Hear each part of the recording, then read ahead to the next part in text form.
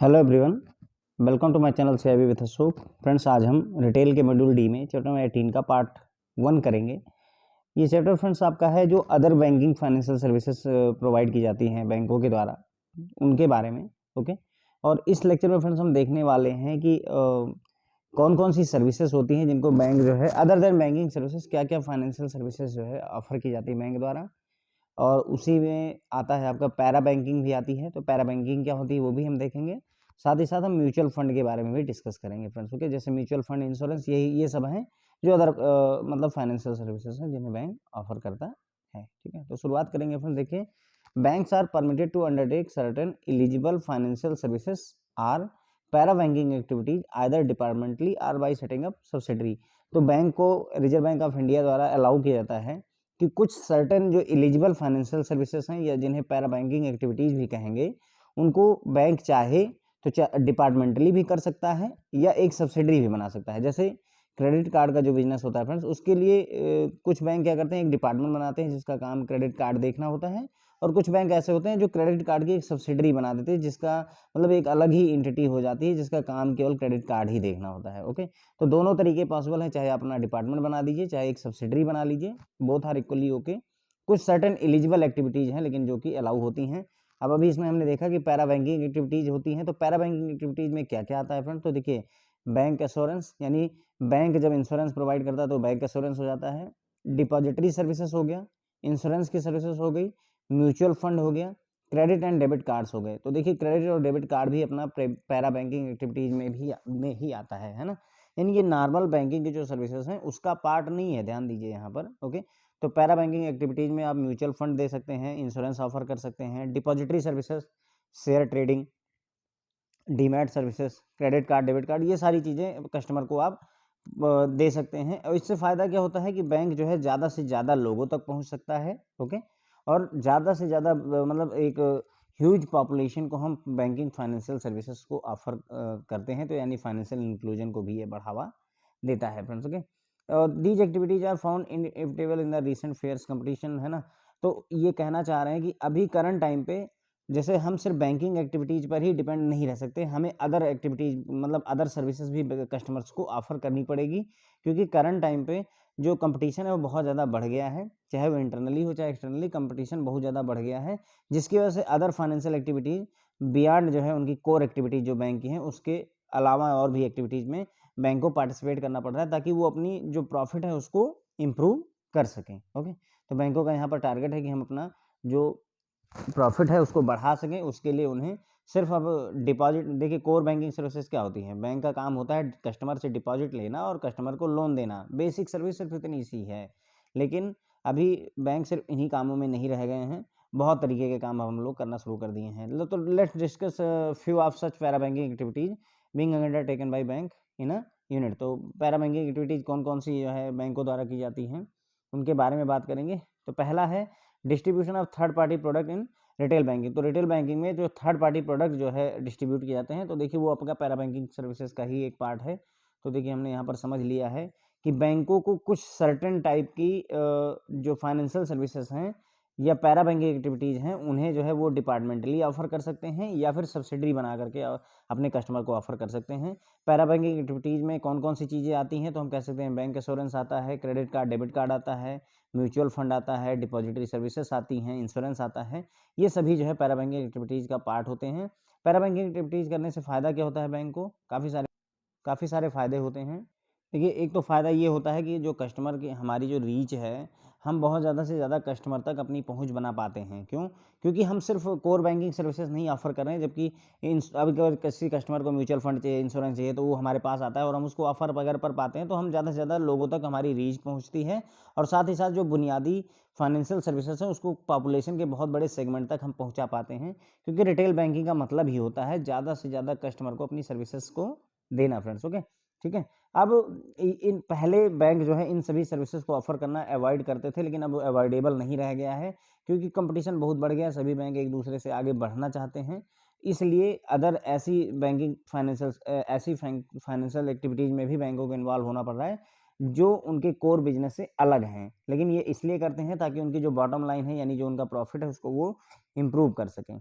Okay, अब इसमें हम देखेंगे कि distribution of third party product in retail banking के बारे में थोड़ा सा बेसिक डिस्कशन करेंगे। तो retail banking is a business model is primarily built on a large customer base and the target products and services to their customer base, है ना, okay, and drive their profit from this operation. तो retail banking का जो business model होता है friends कैसे बना होता है, रिटेल बैंकिंग क्यों कहते हैं हम इसे, क्योंकि हम बड़े लेवल के लोन नहीं देते, छोटे लेवल के लोन देते हैं और मास पॉपुलेशन को लोन देते हैं। ज़्यादातर लोगों को हम जो लोन देते हैं वो रिटेल लोन देते हैं, ओके। तो एक तो हमारा कस्टमर बेस बहुत बड़ा होता है, इसी कस्टमर बेस को ही हम टारगेट बना करके अपना जो प्रोडक्ट और सर्विसेज उसे ऑफर करते हैं और उसी से हम अपना प्रॉफिट कमाते हैं, ओके। तो ये रिटेल बैंकिंग का मॉडल हो गया। But the effort of banks is in maximising the business per customer and profitability per customer have their limitation, okay. तो यहाँ पर अब कस्टमर बैंक की कोशिश क्या है कि हमारा जो बिजनेस है पर कस्टमर, यानी हर एक कस्टमर से बैंक चाहता है कि कोई कस्टमर है तो वो हमारे यहाँ आरडी भी ओपन करवाए, वो हमसे लोन भी ले, अगर उसने ऑटो लोन लिया है तो उसे होम लोन भी ऑफर करने की कोशिश करते हैं, अगर होम लोन लिया हो तो उसे इंश्योरेंस भी ऑफर करने की कोशिश करेंगे। हमारी कोशिश होगी अगर हमसे म्यूचुअल फंड ले ले, गोल्ड बॉन्ड परचेज कर ले, सुकन्या समृद्धि अकाउंट खुलवा ले, तो काइंड ऑफ दैट हम चाहते हैं कि जो हमारा बिजनेस है किसी पर कस्टमर, यानी हर कस्टमर के साथ जो हमारा बिजनेस है, हर कस्टमर के साथ जो हमारी प्रॉफिटेबिलिटी है, हम उसको मैक्सिमाइज करना चाहते हैं। कोई भी बैंक चाहता है, आप भी चाहते हैं और हर एक बैंक चाहता है, ओके। तो पर हैव देयर लिमिटेशन, लेकिन वो उसकी लिमिटेशन है, क्यों, अगर ज़्यादातर मतलब अगर हम कोर बैंकिंग सर्विसेज सिर्फ डिपॉजिट लेंगे और लोन देंगे तो हम ये चीज़ें नहीं बढ़ा सकते हैं। बिजनेस हम अपना कस्टमर के साथ ज़्यादा नहीं कर सकते, ना ही ज़्यादा पर कस्टमर हमारी प्रॉफिटेबिलिटी भी बढ़ सकती है, okay, as bank could not address the entire need spectrum in financial services and could offer only banking and remittance product to the customer। क्योंकि अगर हम पुराना जो हमारा पहले का अप्रोच रहा है उसके हिसाब से जाएं तो हम केवल कोर बैंकिंग सर्विसेज ऑफर करेंगे और रेमिटेंस के प्रोडक्ट ऑफर करेंगे, नेफ्ट आरटीजीएस वगैरह ऑफर कर देंगे, और कस्टमर की जो नीड है, उसके फाइनेंशियल सर्विसेज की जो नीड है उसको पूरी तरह से हम फुलफिल नहीं कर सकते हैं। इसीलिए हमारी एक लिमिटेशन हो गई है कि हम अपना पर कस्टमर बिजनेस और पर कस्टमर प्रॉफिटेबिलिटी को भी एक हद से ज़्यादा नहीं बढ़ा सकते हैं, okay. But customers need extend beyond just banking services and encompasses insurance and other investment need. लेकिन कस्टमर की नीड ऐसा नहीं, कस्टमर को सिर्फ बैंकिंग सर्विसेज ही चाहिए, कस्टमर को इंश्योरेंस भी चाहिए, उसकी इन्वेस्टमेंट की भी नीड होती है, वो चाहता है म्यूचुअल फंड में इन्वेस्ट करना, वो चाहता है कि हम शेयर परचेज करें, बेचें, तो काफ़ी सारी उसकी नीड होती हैं। तो वो कब हम पूरी कर सकते हैं, जब हम अपने आप को उसके हिसाब से अडॉप्ट करें, यानी हम भी ऐसे प्रोडक्ट ऑफर करना शुरू करें। Customer have to approach different service provider for their different need. अब होगा क्या, अगर आप इंश्योरेंस नहीं ऑफर करोगे, आप म्यूचुअल फंड में इन्वेस्टमेंट नहीं ऑफर करोगे, आप शेयर मार्केट में परचेजिंग और यानी डीमैट अकाउंट वगैरह नहीं ऑफर करोगे, तो कस्टमर क्या करेगा, डिफरेंट सर्विस प्रोवाइडर के पास जाएगा, वो बोलेगा कि हमको इंश्योरेंस चाहिए तो इंश्योरेंस कंपनी के पास जाएगा, म्यूचुअल फंड चाहिए, he will go to mutual fund company के पास में जाएगा, ओके। और अदर सर्विसेज जैसे ब्रोकिंग सर्विसेज, डीमैट सर्विसेज, तो इन सभी कामों के लिए उसे डिफरेंट डिफरेंट सर्विस प्रोवाइडर के पास जाना पड़ जाता है। वो उसकी मजबूरी होती है क्योंकि बैंक उसे सर्विसेज वो ऑफर कर नहीं रहा है। While some of the services could be offered on proprietary model. अब ये कह रहे हैं कि कुछ ऐसी सर्विसेज हैं जिन्हें हम, जो हमारा बैंकिंग का मॉडल चला आ रहा है प्रोप्राइटरी वाला, उसके हिसाब से ऑफर कर सकते हैं। जैसे लेकिन कुछ ऐसी सर्विसेज हैं जिनको हम जो है मतलब प्रोप्राइटरी मॉडल के हिसाब से नहीं ऑफर कर सकते हैं, क्योंकि आरबीआई हमें अलाउ नहीं करता है। जैसे हम इंश्योरेंस वगैरह का है, म्यूचुअल फंड स्कीम्स वगैरह हैं, could not be offered from the banks own product. मतलब हम इंश्योरेंस हो गया या म्यूचुअल फंड वगैरह, बैंक अपना खुद का प्रोडक्ट जो है इन सभी फील्ड में नहीं ऑफर कर सकता है।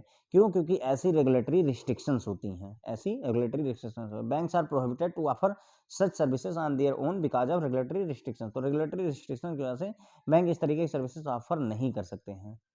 एक बात और आपने नोटिस करी होगी, एक चीज़ देखिएगा, बैंक कभी भी ना कोई बिल्डिंग जो है हमेशा रेंट पर ही क्यों रखता है, जबकि रेंट इतना महंगा भी होता है अच्छे अच्छे एरियाज़ में, लेकिन रेंट पर ही क्यों रखता है, क्योंकि वो भी रेगुलेटरी रिस्ट्रिक्शंस है कि हर आप जो है प्रॉपर्टी सर्टेन एसेट्स को परचेज नहीं कर सकते हैं। जबकि अगर हम देखें कि बैंक अपनी खुद की बिल्डिंग अगर रखे तो ज़्यादा फ़ायदेमंद है। एक एक जगहों के जो रेंटल्स हैं, कहीं पर 30,000 है, कहीं पर 60,000 है, कहीं पर 1-1 लाख रुपए तक का रेंटल है, और अपन जो बड़ी बिल्डिंग्स हैं हो सकता है 3 लाख 4 लाख रुपए पर मंथ का रेंटल जाता है। लेकिन उसके बावजूद भी रेगुलेटरी कंप्लायंस की वजह से हम बिल्डिंग परचेज नहीं कर सकते हैं, बैंक अपने नाम पर परचेज नहीं, तो रेगुलेटरी रिस्ट्रिक्शंस हमें अलाउ नहीं करती हैं कुछ सर्टेन काम करने से।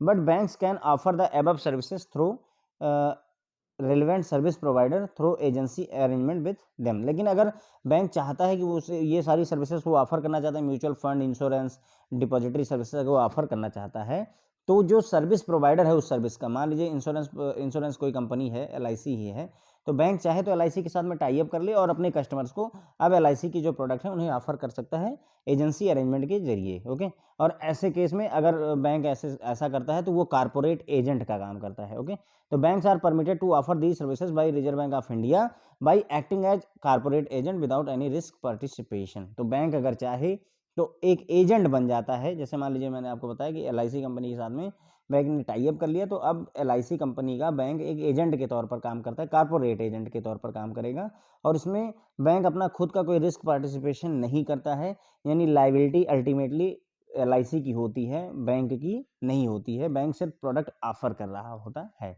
Offering these services not only covers the entire need spectrum of the customer but also improve fee based income। तो अगर हम सारी कस्टमर की जो नीड है उसको अगर ऑफर करते हैं, इंश्योरेंस भी, म्यूचुअल फंड भी, सारी चीज़ें अगर ऑफर करते हैं, तो जो उनकी नीड स्पेक्ट्रम है, जो उनकी ज़रूरतें हैं कस्टमर्स की, वो फुलफिल होती हैं। और साथ ही साथ में बैंक की जो फी बेस्ड इनकम है, फी बेस्ड इनकम क्या होता है फ्रेंड, जो इससे कमीशन वगैरह मिलता है उसी को फी बेस्ड इनकम कहते हैं, तो वो भी बढ़ता है, यानी कस्टमर बैंक का प्रॉफिट अल्टीमेटली बढ़ जाता है। The distribution of third party product has emerge as key driver for revenue foreign bank and new generation private bank. तो जो थर्ड पार्टी प्रोडक्ट का डिस्ट्रीब्यूशन है फ्रेंड्स, उसने वो एक मतलब अच्छा खासा रेवेन्यू जनरेट करके दे रहा है, एक तरीके से हम कह सकते हैं, चाहे वो फॉरेन बैंक हो चाहे न्यू जनरेशन बैंक हो। और पब्लिक सेक्टर बैंक ने भी जो है मतलब इसमें थर्ड पार्टी प्रोडक्ट के डिस्ट्रीब्यूशन में एंट्री करी हुई है, एग्रेसिव लेवल पर करी हुई है, मतलब पूरी तरह से।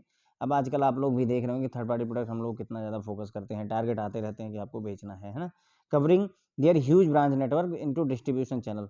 तो अब पब्लिक सेक्टर बैंक्स का एक फ़ायदा ये है कि इनका जो ब्रांच का नेटवर्क है बहुत बड़ा है। आई थिंक एसबीआई वगैरह में हो सकता है 16,000 17,000 ब्रांचेज हो, तो अगर 16,000 17,000 ऑफिस आपके पास अवेलेबल हो तो आप कुछ भी बेच सकते हैं, कुछ भी ऑफर कर सकते हैं फ्रेंड्स। ओके, तो इस चीज़ का बाकायदा यूज किया जा रहा है और अपनी फी बेस्ड इनकम को बैंक बढ़ा रहे हैं, मतलब अपनी फी बेस्ड इनकम को बढ़ाने की कोशिश में सभी बैंक लगे हुए हैं। This concept of selling product other than banking product is called para banking. तो ध्यान रखिएगा, बैंकिंग प्रोडक्ट के अलावा जो अदर प्रोडक्ट आप बेचते हैं, है ना, the concept of selling products other than banking product. अब बैंकिंग प्रोडक्ट के अलावा और जो कुछ भी, इंश्योरेंस जैसे हमने बात की, म्यूचुअल फंड की हमने बात की, और गोल्ड बॉन्ड वगैरह भी अब एक तरीके से कह सकते हैं पैरा बैंकिंग एक्टिविटी हो गई। डेबिट कार्ड भी, क्रेडिट कार्ड भी पैरा बैंकिंग एक्टिविटी में आता है। ओके, अब रिजर्व बैंक ऑफ इंडिया ने इनके लिए सर्टेन लिमिट, भाई अगर आप कोई बिजनेस ले रहे हैं तो उसके लिए गाइडलाइन तो होगी ही होगी। तो रिजर्व बैंक ऑफ इंडिया ने प्रिस्क्राइब कर रखी guideline different para banking activities के लिए, और साथ ही साथ ये भी कह रखा है कि जो आप पैरा बैंकिंग एक्टिविटीज़ करेंगे वो गाइडलाइन के दायरे में रह करके ही करेंगे फ्रेंड्स। ओके, तो इतनी सारी बातें हमने यहाँ पर समझ ली हैं फ्रेंड। तो distribution of third party product में हमने देखा कि जो रिटेल बैंकिंग का मॉडल होता है वो इस आधार पर बना, एक तो पहली बात आपका कस्टमर बेस बहुत बड़ा होगा, और उसी कस्टमर बेस को ही आपको अपने प्रोडक्ट और सर्विसेज ऑफर करने होते हैं, और वहीं से आपको प्रॉफिट कमाना होता है। अब हर बैंक चाहता है कि उसका जो प्रॉफिट है या पर कस्टमर बिजनेस है वो मैक्सिमम रहे, प्रॉफिट भी और बिजनेस भी मैक्सिमम रहे। तो उसके लिए बैंकों को ढेर सारे प्रोडक्ट ऑफर करने होंगे, लेकिन चूंकि बैंक क्या करते हैं, केवल बैंकिंग और रेमिटेंस प्रोडक्ट ही ऑफर करते थे पहले के टाइम पे, तो इसलिए पर कस्टमर जो बिजनेस था या पर कस्टमर प्रॉफिटेबिलिटी थी वो एक लिमिट तक ही बढ़ाई जा सकती थी। लेकिन कस्टमर की जो नीड है वो ऐसी नहीं कि उन्हें सिर्फ कोर बैंकिंग सर्विसेज ही चाहिए, बल्कि उनको चाहिए एक्स्ट्रा चीज़ें जैसे इंश्योरेंस वगैरह, इन्वेस्टमेंट नीड वगैरह, ये सारी फुलफिल करनी होती हैं। तो इसके लिए कस्टमर्स को क्या करना पड़ता है, अगर आप सर्विस नहीं ऑफर करेंगे तो डिफरेंट सर्विस प्रोवाइडर के पास जाएंगे, जैसे म्यूचुअल फंड कंपनी के पास, इंश्योरेंस कंपनी के पास, अदर सर्विसेज के लिए डीमैट सर्विसेज, ब्रोकिंग सर्विसेज के लिए अदर सर्विस प्रोवाइडर के पास जाते थे। इसीलिए बैंकों ने ये सब शुरू किया कि जो है मतलब हम ये सारे प्रोडक्ट ऑफर करेंगे। ओके, तो जो प्रोप्राइटरी मॉडल है बैंकिंग इंडस्ट्री का, उसमें हम कुछ सर्विसेज ऑफर कर सकते थे, लेकिन जैसे इंश्योरेंस, म्यूचुअल फंड वगैरह का हो गया, तो ये सारी चीज़ें हम ऑफर नहीं कर सकते हैं।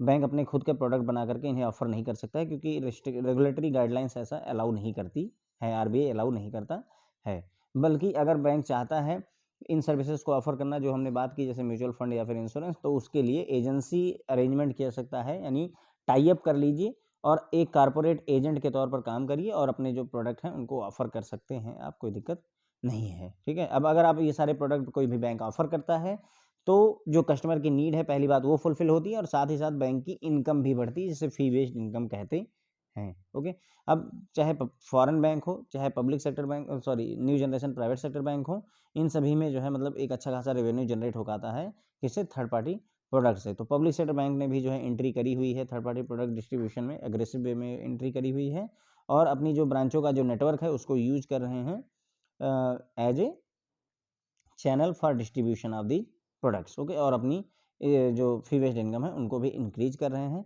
तो पैरा बैंकिंग किसे कहेंगे? जब बैंक जो है अदर देन बैंकिंग प्रोडक्ट जो सेल करता है जो कुछ भी, तो उसे फ्रेंड्स हम क्या कहते हैं? Selling products other than banking product is called para banking. तो रिजर्व बैंक ऑफ इंडिया ने सर्टेन गाइडलाइंस प्रेस्क्राइब कर रखी हैं कि पैरा बैंकिंग एक्टिविटीज़ के लिए आपको क्या क्या गाइडलाइन फॉलो करनी होंगी, और बैंकों को ये भी इंस्ट्रक्शन दे रखी है कि जो कुछ भी आपको पैरा बैंकिंग एक्टिविटीज़ में जो भी बिजनेस करना है वो विद इन गाइडलाइन ही करना होता है। ठीक है फ्रेंड्स, तो अब इसमें थर्ड पार्टी प्रोडक्ट में जो डिस्ट्रीब्यूशन की बात हो रही थी फ्रेंड्स, उसमें म्यूचुअल फंड भी है, इंश्योरेंस भी है, ओके, डीमैट सर्विसेज हैं, ये सभी थर्ड पार्टी प्रोडक्ट हैं जो कि बैंक जो है बेचते हैं टाई अप अरेंजमेंट्स के साथ में। तो अब यहाँ पर हम बात करेंगे फ्रेंड्स म्यूचुअल फंड बिजनेस के बारे में। ठीक है, तो देखिए म्यूचुअल फंड क्या होता है। म्यूचुअल फंड का कॉन्सेप्ट ऐसे समझ लीजिए एक बार अच्छे से। देखिए जैसे एक तरीका ये होता है कि मान लीजिए आप हैं, आपने 1000 जो है शेयर परचेज किए इन्फोसिस के। ठीक है, आपने 1000 शेयर परचेज किए इन्फोसिस के और उसे खरीदे और बेचे, जैसे नॉर्मली हम ट्रेडिंग करते हैं। ओके, तो एक तरीका ये हो जाता है इन्वेस्टमेंट का। दूसरा तरीका ये होता है कि मैं खुद जो है, मैं नहीं चाहता, तो मैं खुद नहीं चाहता कि मैं इन्वेस्ट करूं, तो मैं क्या कर सकता हूं? जैसे मान लीजिए मेरे जैसे काफ़ी सारे लोग हैं जो चाहते हैं कि हम शेयर मार्केट में इन्वेस्ट नहीं करना चाहते, पर फिर भी हमारा पैसा ऐसी जगह इन्वेस्ट हो जहां पर हमको एफडी वगैरह से ज़्यादा इंटरेस्ट मिले, है ना, एफडी से ज़्यादा इनकम मिले। तो उस केस में क्या होता है, वहीं पर ही म्यूचुअल फंड का कॉन्सेप्ट आता है फ्रेंड्स। ये क्या करते हैं, ढेर सारे इन्वेस्टर से पैसा लेते हैं और पूल बना लेते हैं। पूल मतलब एक तालाब होता है वास्तव में। तो पूल बना लिया, यहाँ पर पैसा सारा इकट्ठा कर लिया एक जगह, और फिर यहाँ पर मनी इन्हें बोलते हैं मनी मैनेजर बोलते हैं या फंड मैनेजर बोलते हैं। ठीक है, यहाँ पर फंड मैनेजर्स होते हैं जो कि शेयर मार्केट या अन्य मार्केट के एक्सपर्ट होते हैं। उन्हें पता होता है कि कहाँ पर पैसा इन्वेस्ट करना है, कहाँ नहीं इन्वेस्ट करना है। तो आपसे सारा पैसा, काफ़ी सारे कस्टमर से पैसा इकट्ठा किया, एक पूल बनाया, और इस पूल से वो पैसा ले करके डिफरेंट डिफरेंट कंपनी के शेयर खरीदते हैं, या फिर जो है गोल्ड खरीदेंगे, या जो भी जिस भी जगह पर वो इन्वेस्ट कर सकते हैं। मनी मार्केट इंस्ट्रूमेंट में यानी सीपी सीडी वगैरह में भी इन्वेस्ट करते हैं। ओके, यानी कि कहने का मतलब है कस्टमर को ये सब करने की जरूरत नहीं होती, वो एक ऑर्गेनाइज तरीके से म्यूचुअल फंड में इन्वेस्ट करना होता है। ओके, तो इससे ही ये जो कॉन्सेप्ट है फ्रेंड्स, यही म्यूचुअल फंड कहलाता है। तो इसमें क्या होता है कि कस्टमर से हम पैसा लेते हैं और उसे एक पूल बनाते हैं, और उस पूल का पैसा इन्वेस्ट करते हैं, जो भी प्रॉफिट होता है उसको कस्टमर को देते हैं, बीच में हम भी थोड़ा सा कमीशन कमाते हैं। ओके, तो ये हो गया म्यूचुअल फंड बिजनेस का। A mutual fund pools money from many investors and invest the money in stock, bonds, short-term money market instrument, other securities or assets or some combination of these investment.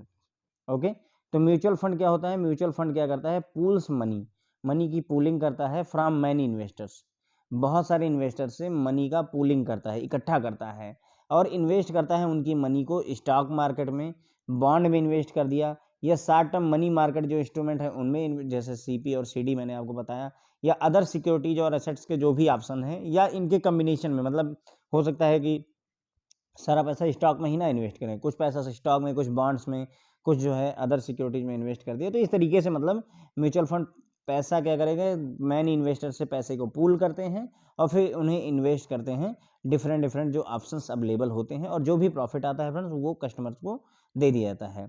The combined holdings of mutual fund owns are known as its portfolio. तो जितनी जो भी कोई भी mutual fund अगर है, तो उसमें इन्वेस्ट मतलब जो भी जितने भी कस्टमर्स ने पैसा जो दिया हुआ है, उनकी कंबाइंड होल्डिंग जो होती है, टोटल पैसा कितना है म्यूचुअल फंड के पास, उसे पोर्टफोलियो कहा जाता है उस म्यूचुअल फंड का। Each unit represents an investors proportionate ownership of fund's holding and their income to be generated.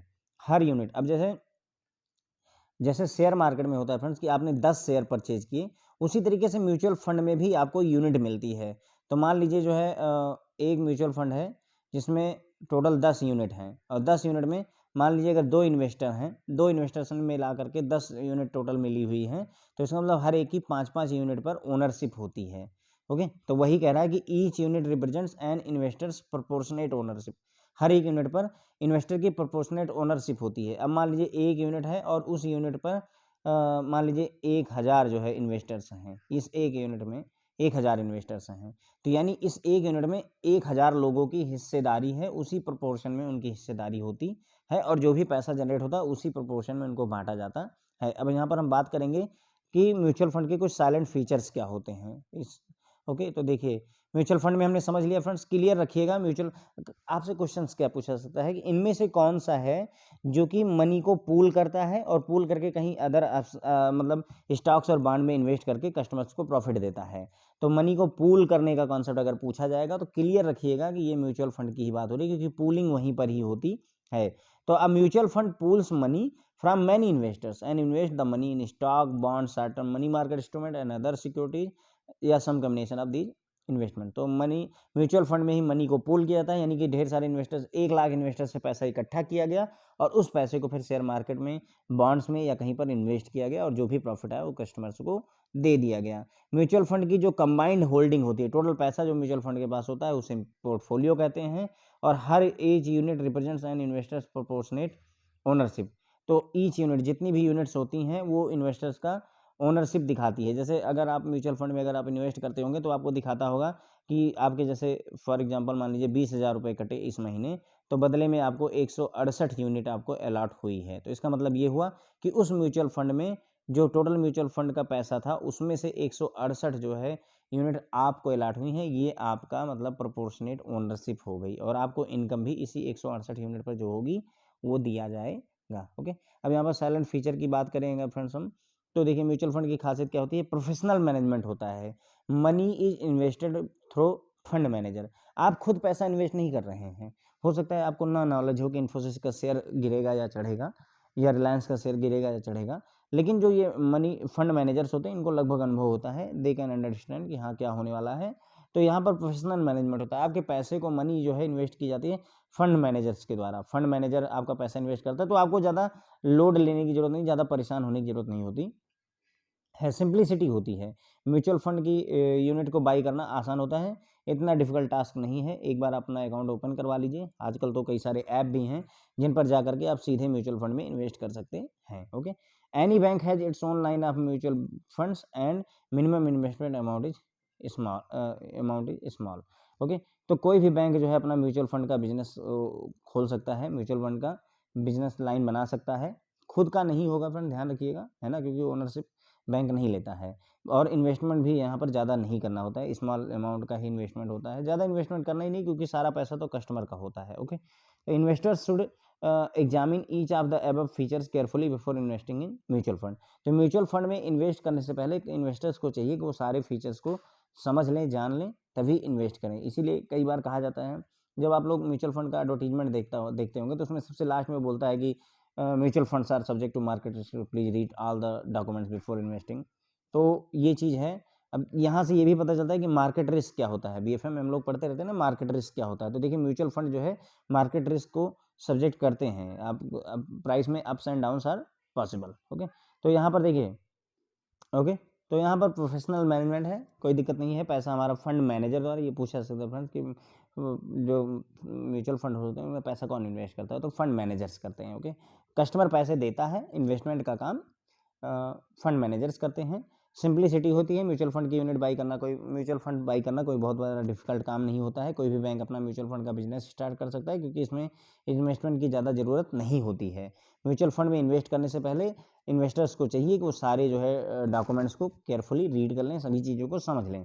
दूसरा डाइवर्सिफिकेशन होता है, म्यूचुअल फंड में डाइवर्सिफिकेशन होता है क्योंकि पैसा एक जगह नहीं इन्वेस्ट करते हैं। जैसे कि मैंने आपको कहा नहीं कि इन्फोसिस के आपने 1000 शेयर खरीद लिए। अब अगर मान लीजिए इन्फोसिस के शेयर जो है आपने 100 रुपये में परचेज किया और उसका प्राइस 20 रुपये हो जाता है तो आपको बहुत लॉस हो जाएगा।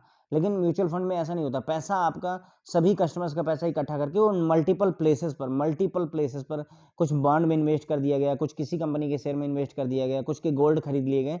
तो मल्टीपल प्लेसेस पर इन्वेस्टमेंट की वजह से डाइवर्सिफिकेशन होता है। और इसको हम सिंपल से समझना चाहें तो ये होता है कि don't put all your legs in one basket. एक ही टोकरी में सारे अंडे नहीं रखने चाहिए। अगर आपके पास मान लीजिए 12 अंडे हैं और सारे के सारे एक ही टोकरी में रखेंगे, अगर टोकरी गिरती है तो हो सकता है आपके 12 अंडे पूरे के पूरे खराब हो जाएं, टूट जाएं। ठीक है, तो इसीलिए बेहतर होगा कि हम जो है सारे अंडे एक ही बकेट में ना रख करके डिफरेंट डिफरेंट, अगर मान लीजिए हम इसे 4 बकेट 5 बकेट में 2 अंडे यहाँ, 4 अंडे वहाँ, 6 अंडे ऐसे करके रख दें, तो इट विल बी हेल्पफुल। समझिए ये बात रियल लाइफ के लिए भी बहुत अच्छी होती है। कभी भी इसीलिए कंसंट्रेशन रिस्क होता है फ्रेंड्स। कंसंट्रेशन रिस्क क्या होता है, कोई भी बैंक अपना सारा का सारा पैसा एक ही कस्टमर को या एक ही कंपनी को नहीं देना चाहता है, क्योंकि उसे भी डाइवर्सिफिकेशन चाहिए। अगर एक कस्टमर डूबा, मान लीजिए सोचिए अगर किसी आपके पास 100 रुपये हैं फॉर एग्जांपल, और आपने 90 रुपये अपने एक दोस्त को उठा करके दे दिए और आपका दोस्त भाग गया लेकर के, पैसे नहीं लौटा या कुछ भी सिचुएशन हुई, कुछ मिसहैपनिंग हो गई आपके दोस्त के साथ, तो आपके 90 रुपये डूबते हैं, अब आपके पास सिर्फ 10 रुपये बचते हैं। तो इसीलिए डाइवर्सिफिकेशन रहना चाहिए। इसी जगह पर यदि उस हम 100 रुपये हमारे पास हैं और उसमें से हम सिर्फ जो है ये लिमिट कर दें कि हम 20 रुपये से ज़्यादा इकट्ठा किसी पर्सन को देंगे ही नहीं, तो अब अगर डूबेगा तो 20 रुपये ही एक पर्सन से डूबेगा। तो म्यूचुअल फंड में ये चीज़ का फायदा रहता है फ्रेंड्स कि diversification is there. Okay, by owning share in a mutual fund instead of owning individual stocks और बॉन्ड, इस रिस्क इज स्प्रेड आउट। और शेयर हम जब म्यूचुअल फंड में जो है से जो म्यूचुअल फंड में जो हमारी यूनिट्स होती हैं या जो शेयर होते हैं, अगर उसको हम होल्ड करते हैं, देन कि किसी कंपनी के स्टॉक्स या बॉन्ड्स को हम परचेज करते हैं, तो जो रिस्क है वो घट जाता है। ये कैसे घट जाता है, क्योंकि देखिए जैसा कि मैंने आपको बताया, रिलायंस के शेयर आपने 1000 शेयर खरीद लिए, 100 रुपये पर शेयर के हिसाब से खरीदे और आज वो 20 रुपये के हैं, तो आपको पर शेयर 80 रुपये का लॉस हुआ। ओके, लेकिन यहाँ पर जब आप म्यूचुअल फंड में यही काम करते हैं, तो ये आपको शेयर 1000 जो शेयर आपको देते हैं वो केवल रिलायंस के नहीं देते हैं, वो एक मिक्सअप टाइप का होता है। तो ओवरऑल जो रिस्क होता है वो घट चुका होता है। इकोनॉमीज ऑफ स्केल का मतलब होता है, अगर आप कोई ट्रांजेक्शन करेंगे तो आपको ज़्यादा चार्ज देना पड़ेगा, लेकिन चूंकि म्यूचुअल फंड में बहुत बड़े लेवल के लार्ज अमाउंट का और लार्ज क्वांटिटी का खरीद और बेच होती है, इसलिए वहाँ पर जो ट्रांजेक्शन कास्ट होती है वो लोअर होती है। तो इंडिविजुअल को जो है लोअर कास्ट पे करनी पड़ती है पर ट्रांजेक्शन। ओके, लिक्विडिटी होती है, यानी कि पैसा जब चाहे तब आपको अवेलेबल होता है। जस्ट लाइक इंडिविजुअल से जैसे किसी कंपनी के शेयर होते हैं, वैसे ही म्यूचुअल फंड को भी आप जब चाहें तब बेच सकते हैं और बदले में आपको पैसा मिल जाता है फ्रेंड्स। ओके, तो ये काफ़ी सारी बातें हमने समझी कि म्यूचुअल फंड के क्या क्या फीचर्स होते हैं। एक तो पैसे का मैनेजमेंट प्रोफेशनल तरीके से होता है, फंड मैनेजर आपके पैसे को जो है हैंडल करते हैं। दूसरा, पैसे का डाइवर्सिफिकेशन रहता है, यानी कि सारा का सारा पैसा एक जगह इन्वेस्ट नहीं होता है, मल्टीपल प्लेसेस में, कुछ पैसा बॉन्ड में, कुछ पैसा सिक्योरिटीज में, कुछ पैसा इक्विटी में, कुछ पैसा रियल इस्टेट में, जहाँ भी वो इन्वेस्ट करते हैं। ठीक है, तो इसके लिए डाइवर्सिफिकेशन के लिए स्ट्रेटजी है कि don't put all your eggs in one basket. Okay, और इसमें जो है अगर आप म्यूचुअल फंड परचेज करते हैं तो जो रिस्क है वो भी स्प्रेड आउट होता है, फैल जाता है। ओके, इकोनॉमीज ऑफ स्केल का मतलब ये होता है कि आपको, अगर आप खुद शेयर परचेज करते हैं और बेचते हैं तो आपको ज़्यादा पर ट्रांजेक्शन कास्ट देना पड़ेगा। अगर आप म्यूचुअल फंड में वही खरीद और बेच करेंगे तो आपको पर ट्रांजेक्शन पैसा कम देना पड़ता है। क्यों? क्योंकि यहाँ पर बहुत बड़े अमाउंट की सेल और परचेज होती है, इसलिए ट्रांजेक्शन कास्ट कम लगता है। लिक्विडिटी की बात करें तो जैसे किसी भी कंपनी के शेयर होते हैं, उसी तरीके से म्यूचुअल फंड को भी बेचना बहुत आसान होता है। जब आप चाहें तब बेच करके पैसा अरेंज कर सकते हैं, कोई दिक्कत नहीं होती है। लिक्विडिटी का मतलब तो आप समझते ही हैं, आई बिलीव कि इतनी बार यूज हो चुका है। लिक्विडिटी का मतलब होता है कैश की अवेलेबिलिटी, सिंपल सी लैंग्वेज, कोई ऐसी चीज़ जिसको हम आसानी से कैश में कन्वर्ट कर सकें, उसे लिक्विडिटी या लिक्विड कह सकते हैं। ओके, अब आरबीआई की गाइडलाइन क्या है फ्रेंड्स म्यूचुअल फंड्स पर, ये देखेंगे, और शायद ये लास्ट टॉपिक भी होना चाहिए। Bank shall not undertake mutual fund business with risk participation accept through a subsidiary joint venture setup for the purpose. तो बैंकों को जो है म्यूचुअल फंड का बिजनेस नहीं करना है। ओके, विथ रिस्क पार्टिसिपेशन मतलब बैंक अगर म्यूचुअल फंड के बिजनेस में जा रहे हैं तो वो जा सकते हैं, लेकिन रिस्क पार्टिसिपेशन वो खुद नहीं करेंगे। मतलब रिस्क उनका नहीं होगा, जिस कंपनी के साथ में वो टाई अप किए रहेंगे उसका रिस्क होगा। अगर आप रिस्क तभी ले सकते हैं जब आपने अपनी खुद की सब्सिडरी म्यूचुअल फंड के लिए बनाई हो, या किसी कंपनी के साथ में आप जॉइंट वेंचर कर रहे हैं, तब आप रिस्क पार्टिसिपेशन कर सकते हैं। अदरवाइज म्यूचुअल फंड का बिजनेस करिए, लेकिन रिस्क आपके ऊपर नहीं होना चाहिए। Okay, where a sponsoring bank जो है, जब भी कोई sponsoring bank mutual fund business को स्टार्ट करता है, मान लेते हैं जैसे फॉर एग्जांपल मान लीजिए किसी केनरा बैंक है आपका, ठीक है, केनरा बैंक ने म्यूचुअल फंड का बिजनेस स्टार्ट किया, तो ये जो म्यूचुअल फंड का पंपलेट छपेगा, एक तरीके से हम कह सकते हैं, या जो भी इसकी फाइल बनेगी, उसमें ये बात बहुत ही क्लियर लिखी होनी चाहिए, डिक्लेयर देना चाहिए कि केनरा बैंक किसी भी तरीके से रिस्पॉन्सिबल नहीं होगा अगर आपको कोई भी लॉस होता है या कोई प्रॉब्लम होती है ना। तो वाइल पब्लिशिंग है ना, सुटेबल डिक्लेयर इंसर्ट होना चाहिए वाइल पब्लिशिंग न्यू स्कीम। जब भी कोई नई स्कीम पब्लिश की जाएगी तो वहाँ पर एक जो है मतलब वैधानिक चेतावनी टाइप की छाप दी जाएगी। जैसे फिल्मों में शुरुआत में ही दिखाते हैं कि इस फिल्म के सभी पात्र काल्पनिक है और इसका असली घटना से कोई लेना देना नहीं है। अगर किसी की फीलिंग हर्ट होती है तो we are not responsible for that. तो उसी तरीके से यहाँ पर भी अगर कोई नई स्कीम आती है और उसमें कोई बैंक स्पॉन्सर कर रहा है म्यूचुअल फंड को, तो उसमें स्कीम में ये बात लिखी हुई होनी चाहिए, डिक्लेयर देना जाना चाहिए कि bank is not liable or responsible for any loss or shortfall resulting from operation of the scheme. कि बैंक जिम्मेदार नहीं होगा किसी भी तरीके के आपको किसी भी तरीके का लॉस या घाटा होता है तो बैंक जिम्मेदार नहीं होगा अगर आप स्कीम को चलाते हैं। यानी कहने मतलब ये हुआ कि कस्टमर, जैसे केनरा बैंक है, रेपुटेटेड नाम है, बैंक कस्टमर विश्वास करेगा कि हाँ ये केनरा बैंक की स्कीम है तो हमें जो है मतलब कोई घाटा नहीं होना चाहिए, ऐसी एक्सपेक्टेशन रहेगी। लेकिन अगर चूंकि म्यूचुअल फंड का बिजनेस है, बैंक खुद नहीं चला रहा है, इसलिए बैंक को ये बात क्लियरली मेंशन करने की जरूरत होती है कि बैंक जिम्मेदार नहीं होगा। क्लियर हो गई ये बात कि नहीं, है ना। बैंक यहाँ वो लायबिलिटी नहीं लेना चाहता है। Bank shall undertake agency business of mutual fund company departmentally subject to compliance of following additional condition. तो बैंक अगर चाहें तो डिपार्टमेंट बना करके म्यूचुअल फंड के बिजनेस को कर सकते हैं, बशर्ते कि कुछ सर्टेन कंडीशंस हैं। कौन सी? The investors application for purchase and sale of mutual fund unit shall be forwarded to the mutual fund registrar transfer agent. तो जो इन्वेस्टर का जो एप्लीकेशन आएगा किसी भी म्यूचुअल फंड को खरीदने या बेचने के लिए, तो उसको किसको फॉरवर्ड कर देगा? म्यूचुअल फंड के रजिस्ट्रार को या ट्रांसफर एजेंट को सेंड कर देगा, बैंक खुद नहीं हैंडल करेगा। Purchase of unit shall be at customer's risk without bank guaranteeing any assurance या अश्योर्ड रिटर्न्स। ओके, तो कोई भी यूनिट अगर आप इंश्योरेंस म्यूचुअल फंड परचेज कर रहे हैं तो ये कस्टमर का रिस्क होगा, बैंक का नहीं। बैंक कोई गारंटी नहीं देगा कि आपको हम सर्टेन एश्योर्ड रिटर्न देंगे, इसकी कोई गारंटी बैंक खुद नहीं देगा। No mutual fund unit shall be acquired from secondary market or bought back from customer for selling it to the other customer. तो ध्यान रखिएगा कि बैंक कभी भी कोई भी सेकेंडरी मार्केट से कोई भी म्यूचुअल फंड यूनिट्स को परचेज नहीं करेगा, ओके, या किसी कस्टमर से अपने वापस बाई बैक नहीं करेगा या बॉट बैक नहीं करेगा कि हम दूसरे कस्टमर को बेचेंगे। यानी एक बार म्यूचुअल फंड को बेच दिया है तो वो बेच दिया है, हम दोबारा उसे लेकर के किसी अगले कस्टमर्स को नहीं बेचेंगे, ये भी हमें यहाँ पर करना होता है। Extension of credit facility. अब कई बार क्या होगा, कोई कस्टमर आपके पास में आएंगे जिनके पास म्यूचुअल फंड की ढेर सारी यूनिट होंगी, 1 लाख यूनिट इस म्यूचुअल फंड की है और वो चाहेंगे कि हमें लोन दे दीजिए, तो आप लोन दे सकते हैं, लेकिन जो मास्टर डायरेक्शन कहता है रिजर्व बैंक ऑफ इंडिया का क्रेडिट मैनेजमेंट को लेकर के, उसके अकॉर्डिंग करेंगे। अगर आरबीआई अलाउ करता है तो आप दे सकते हैं, अदरवाइज नहीं दे सकते हैं। जैसे एफडी के अगेंस्ट में नहीं लोन कहते हैं लोग, उसी तरीके से म्यूचुअल फंड के अगेंस्ट में भी लोन लिया जा सकता है, लेकिन हम दे तो सकते हैं लेकिन as per master direction of credit management. Okay, उसके बाद में a bank holding custody of mutual fund units on behalf of its customer shall kept its investment of the customer distinct from its own investment। ठीक है, तो अगर bank जो है अगर म्यूचुअल फंड की यूनिट को जो है होल्ड कर रहे हैं फ्रेंड, तो यहाँ पर ध्यान रखिएगा, मान लीजिए कि यहाँ पर कहने का मतलब है कि कोई कस्टमर है, मान लीजिए उसके पास में 1 लाख म्यूचुअल फंड की यूनिट्स हैं और वो बैंक जो है उस कस्टमर के बिहाफ पर 1 लाख बैंक की जो यूनिट है उसको होल्ड करके रखे हुए, अपने पास रखे हुए हैं। तो यहाँ पर इंश्योर करना होगा कि बैंक जो है ये कस्टमर का इन्वेस्टमेंट है। जो 1 लाख यूनिट बैंक के पास हैं तो, लेकिन ये कस्टमर का इन्वेस्टमेंट है और बैंक अपना खुद का इन्वेस्टमेंट वो अलग होना चाहिए और कस्टमर का इन्वेस्टमेंट अलग होना चाहिए। यानी कि बैंक के इन्वेस्टमेंट जो प्रॉफिट है वो बैंक का प्रॉफिट है, लेकिन कस्टमर के इन्वेस्टमेंट भले ही बैंक के पास है, उससे जो प्रॉफिट है वो कस्टमर का प्रॉफिट है, बैंक का नहीं होता है। तो दोनों को डिस्टिंक्टली ट्रीट करने की जरूरत होती है, अपना प्रॉफिट नहीं समझना होता है। तो आरबीआई की गाइडलाइन में हमने क्या समझा कि पहली बात ये कि बैंक जो है म्यूचुअल फंड का बिजनेस टेक ओवर कर सकता है, लेकिन उसमें रिस्क पार्टिसिपेशन नहीं करेगा।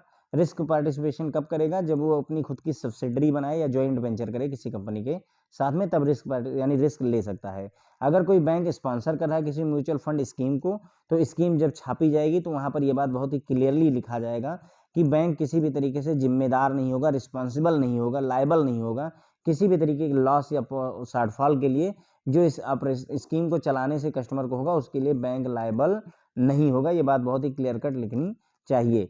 बैंक जो है एजेंसी बिजनेस अरेंजमेंट के थ्रू म्यूचुअल फंड कंपनी के साथ में डिपार्टमेंटली जो है अपना म्यूचुअल फंड का बिजनेस कर सकते हैं, कोई दिक्कत नहीं है, बशर्ते कि उन्हें कुछ कंडीशंस फॉलो करनी होगी। कौन सी कंडीशन है?